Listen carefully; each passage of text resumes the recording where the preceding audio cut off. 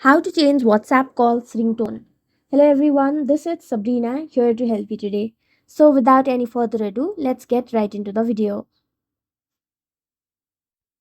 So launch your WhatsApp and then go to settings. After that, go to notification and scroll down and then you will see an option of calls.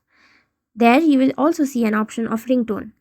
Tap on it and then from here you can change your ringtone or your WhatsApp ringtone according to your choice.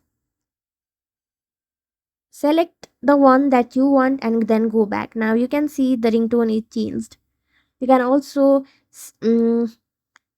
select your vibrating option. If you want to set it to your device default, select default. If you want to off it, simply select off and you will be done.